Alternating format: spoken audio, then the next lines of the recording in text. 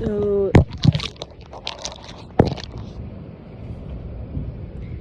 today I want to share, in a OA meeting I learned some great information that honesty with ourselves is to realize that indulgence is not nourishment. We still need limits, whether it's sour, salty foods that give us sensation that we like. We have a food plan that we need to keep sticking to. But that's not the same thing as not overeating, since there are some foods that can trigger compulsivity, maybe texture, taste, association. We're using food here as an example. You can use anything. As well as some moods that want me to eat even when I'm not hungry, and it can become a compulsivity at that time due to the momentum force of the old habits. And also there's some foods I'm still learning about because I have not had them before, like this brown rice lasagna noodles or the sour cream made out of cashews. And then in terms of relationships, not being able to go out to eat as much, or not being able to bond with people with food over as much, or being unable to eat foods that I was pressed into because the person made it themselves, or others can't order for me. I'm scared of having to cook for others, like whether it's going to be my husband and kids. I'm trying to hold other food addicts or compulsive overeaters at arm's length, at minimum. And for example, there was Pinchas Debichani. In an ACA meeting, I was looking at patterns like dehumanization, enabling, not allowing myself to take breaks. ACA is adult children of alcoholics, also known as adult children of dysfunctional families. Even like not allowing myself to take breaks from people who make me have unwanted feelings, even feeling required to help anyone struggling despite it taking my sleep or causing me physical joint pain. Apologizing for hurting feelings even though I may not feel I did anything wrong. So it's like respecting the arbitrary personal feelings that exist. Restless curiosity was shamed, yet busyness and activity was glamorized. Not having a chance to think before I talk, to take a breath and gather my thoughts, or to be silent for a moment. It feels like walking on eggshells. I feel my dysfunctional role as being the faulty or the bad or defective one, so that someone else could be innocent and avoid their healing. They're taking accountability or their responsibility. But I don't have to be anyone's lawyer, not even God's lawyer. My mind is still learning that minds are separate, and I'm not responsible for other people's mental illness or wellness, and that people cannot read each other's minds, and that minds can be kept safe and have privacy and be selfish, and minds are allowed to change, and that minds don't have to know everything, and minds don't know everything, even though they like to be experts in every topic of every field, and the opinions or beliefs held by the mind are not facts or even necessarily true. Debra Silverman says that something to remember, each one says I. You could say you are, but I am a healer who came to evolve the human species, which is why I took on this pain body in this life. My soul's in love with me and has been following me around since my first breath and will be with me until the last breath.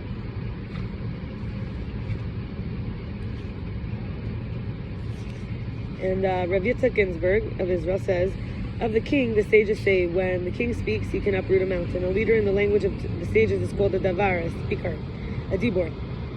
Torah, orech Chaim 4:17, and also bereishis, which is Genesis 49, chapter 49, 19 and 20, and devarim, Deuteronomy 33, chapter verses 20 and 24.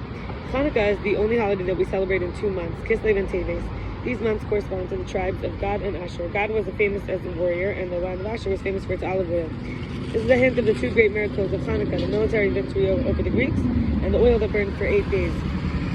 In berachos 26b and the Midrash derived from Genesis 24:63, bereishis. To supplicate in the field towards evening, that Isaac prayed before nightfall, instituting that mincha that Abraham instituted Shacharis is derived from 1927 in Genesis, bereishis, and that Yaakov instituted Ma'ariv.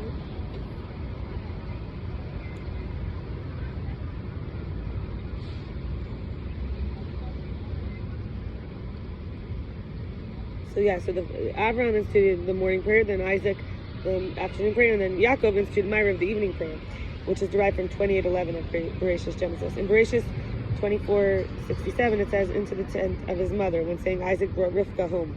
Rashi says that there were 3 signs and blessings signifying the divine presence. You can see Exodus 40, which is shemos, verse 34, regarding the cloud. But a lamp burned in her tent from one Shabbos to another. Her dough was blessed, and a cloud hung over her tent. When Sarah died, these ceased, but when Rivka entered, They returned. This proved to him that she was a worthy successor. Malbim says first he brought her into Sarah's tent, and when he observed that her actions were like those of Sarah, he married her.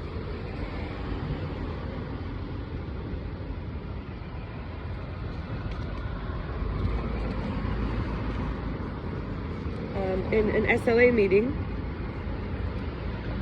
so we're covering OA, ACA, now SLAA, and then we're going to do codependency before we finish. My isolation seemed to come from how my parents were hermits after the divorce. Neither one got remarried. Both of them said they hate people. They would like to stay home and find that security in the home and not really go out. My father barely goes outside. Also in SLAA, I learned that feeling I needed someone else to stay the same so I could change and not feel like everything is completely new and nothing stays the same. Because familiar is family. Familiar feels safe, and getting so disappointed that I give up on people, and then I wanted to stay the same so I won't feel like everything's new, because different and unpredictable can seem unsafe, which is what happens with new. However, that could feel stagnant and so not meaningful, no purpose, right? It just stays exactly the same. Othering feels like company, because unity could feel like aloneness. So trying to be a presence for myself feels like I'm giving up on that perfect person, that fantasy. And also if I change too much, then I won't be able to relate to myself. That's my fear also, that who am I? Takers, users, selfish, one-sided. Feels like when I try to be generous and kind and welcoming and inviting, because I feel like it'll rub off on them and inspire them and bring out the best in them, but then they just take advantage and be less accountable. So negative people will find a problem for every solution, and I do not, I don't need to be a lawyer for anyone. And now we're going to talk about codependency. This is the 4th program. Let's just wait for the siren to pass.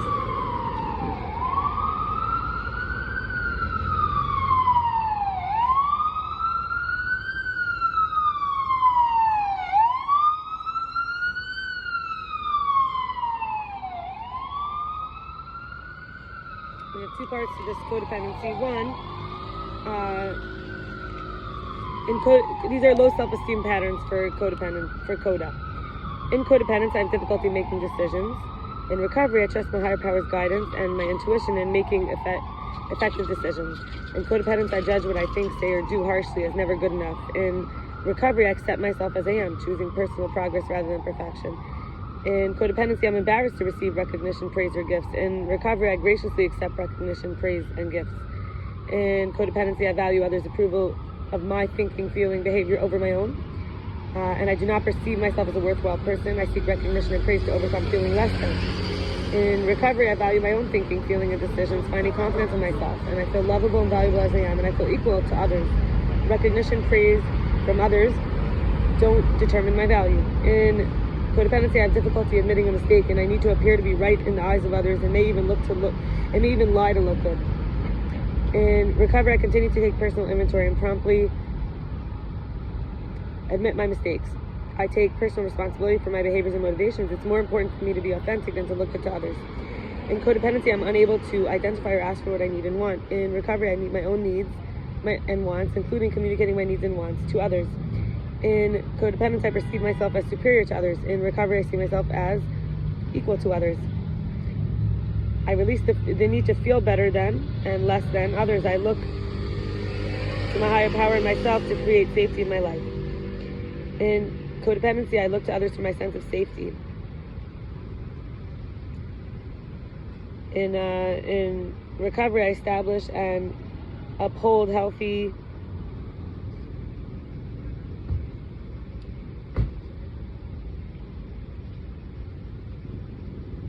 priorities and boundaries.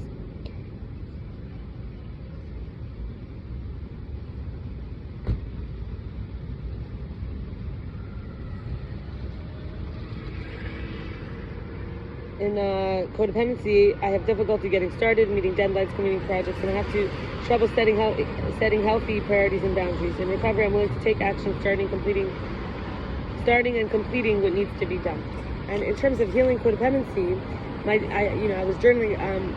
All of this is from a few months ago. Still, my time now feels a lot more precious. I have to value this premenopausal time more than ever. Before, because I have like 20 fertile years to be a mother. And that's if I am 54 when go through menopause. Anyway, and can't waste a second on any man who comes as my child and not as my husband, since now being a mother feels more important than helping raise adults who are others' children. Maybe in 20 years after my menopause, I can take back on the work of nurturing and raising adults who still need to grow up. I am born with my eggs. Each month it is like I lose a piece of me, and not letting others try to have jurisdiction over my concerns or my schedule or territory of my mind is all part of this. My stories, my beliefs and priorities, my prayers and desires. Remembering pity does not equal love, and respect does not equal kindness. Love and respect is not just kindness and pity. A man has to accommodate my needs for safety by giving information for whatever I need.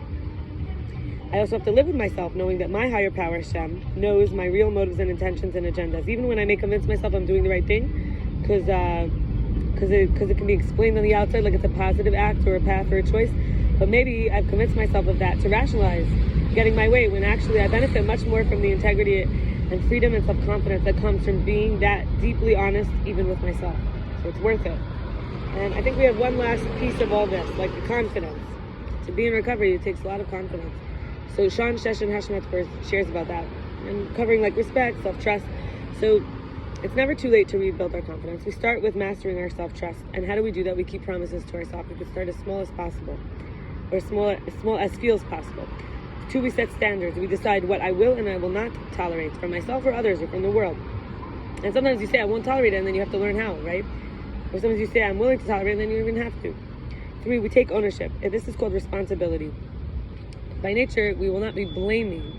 You might, there's still a room for the word blame. Like, you don't have to take this word out of your vocabulary, but it's the growth, the belief that I could handle it, which means I don't have to demand from another person or manipulate my way to get it. I don't have to live in a please validate me life or bending over backwards to meet others' expectations. That's a natural respect. So we're not so quick to blame when we respect ourselves and others.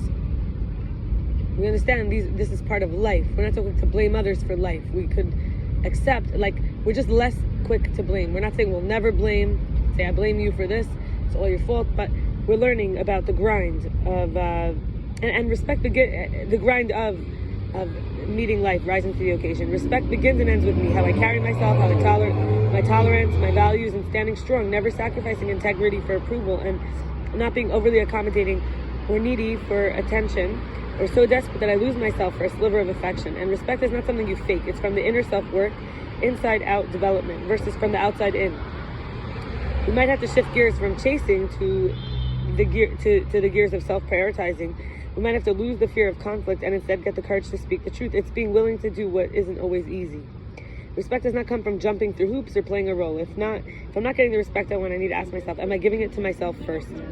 So what are some practices to get past shyness, which could be, hard for you when you're rebuilding confidence? 1, escape the victimhood. Literally escape. When the victim starts to clutch at you that you're a victim and you want to blame, recognize it's a trap. 2, take accountability. See, where is your role? Where do you have agency? 3, live with integrity. Means do what you have to do. Don't think that you're going to do it the wrong way and it's going to be okay. 4, be intentional. So actually have an intention. Your intention matters. 5, appreciate your life. So that means that you're able to say, I'm willing to be confident because I have a life worth living.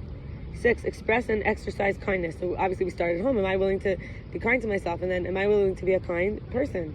Isn't that someone I could respect? And finally, the last 2 is accept the universe's timing. In other words, I can't control, and rather don't have to blame so much. It's not that your fault that I'm not this yet, right? And then intuition.